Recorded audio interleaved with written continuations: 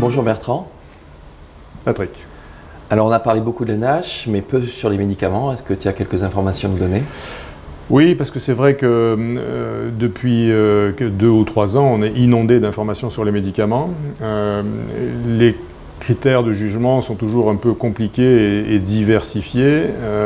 Il y a eu quand même récemment l'objectif d'avoir dans les essais à venir une uniformisation des critères de jugement. Soit une résolution de la NASH sans aggravation de la fibrose, soit une diminution de la fibrose d'au moins 1 point sans aggravation de la NASH. En attendant d'avoir des critères plus solides sur la mortalité et les complications hépatiques. Alors en 2020, c'est vrai qu'on a eu beaucoup de déceptions. Plein de phases 3 se sont finalement révélées négatives, avec des critères de jugement là encore qui étaient assez différents les uns des autres. Et il reste des molécules qui sont en phase 3 actuellement, dont on a vu quelques résultats, dont les résultats ne sont pas formels.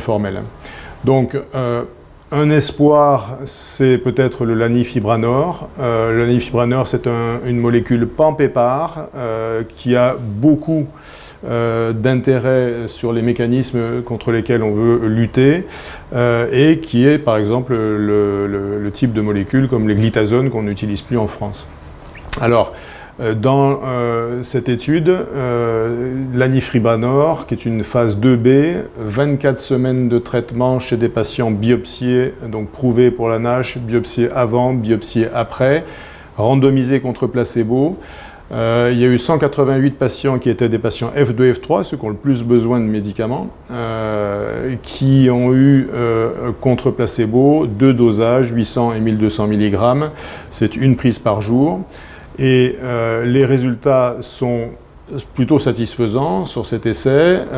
On a un effet qui est dose dépendant significatif sur les 2 critères de jugement principaux, avec presque 50% de réponse pour la dose de 1200 mg sur les 2 critères principaux. Et même si on regarde les patients qui ont eu à la fois l'un et l'autre des critères de jugement, il y en a un tiers, contre 7% contre le placebo, qui est positif. Et puis on a aussi des effets positifs et significatifs sur les biomarqueurs habituels métaboliques qu'on utilise.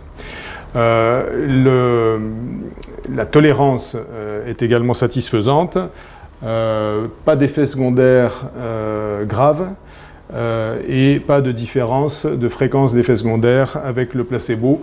En gros, un tiers des patients ont quelques effets secondaires sans différence avec le placebo.